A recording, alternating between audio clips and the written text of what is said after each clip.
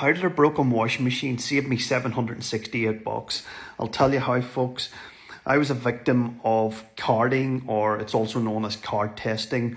Came back from holidays a couple of months ago and we noticed a transaction of $768 that was pending in one of our bank accounts. And the reason we seen that was because we needed a new washing machine because ours was broke. We had come back from holidays and naturally there was a bit of a worry there wasn't enough money in the account before we went to the shops. So we checked and sod's law, that the wife says to me, did you go and spend this in this legitimate place that was an overseas location, but it was a legitimate place where you could make a transaction in?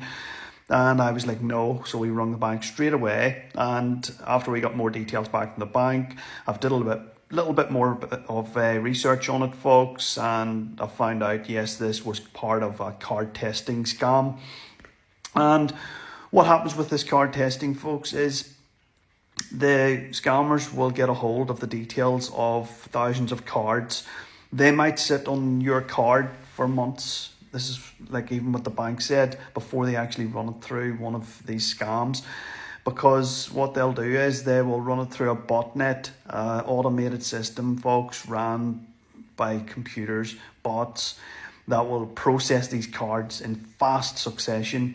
And even though they may only have the card number, the big long number on the card, folks, they can then guess the expiry date and the CVV number, the 3-digit number off the back, and they will get the cards that actually go through and process a payment.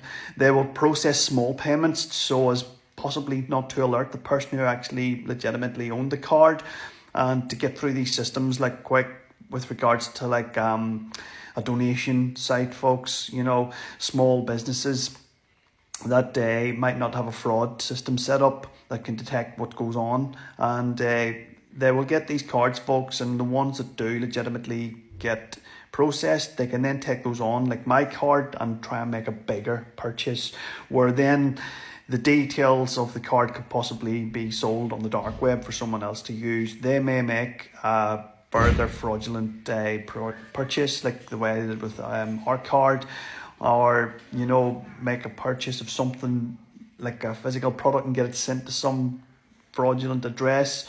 All sorts of things, folks, that they could do.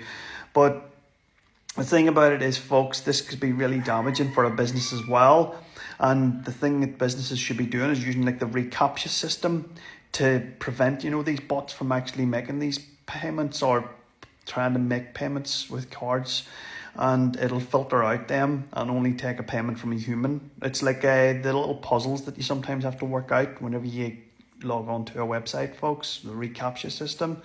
Because businesses will get charged for transactions, and they will also get charged more for having to repay back the fraudulent payment to the person who actually held the card, if that person actually realizes that that little $1 payment or however it was a fraudulent payment, and then goes through the process of making that happen.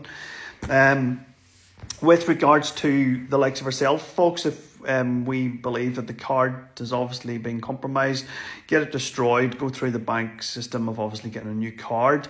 But if you are using your cards online, folks, ensure like these are secure websites, you know, that, you know, they have got all the security in place, like multi-factor authentication.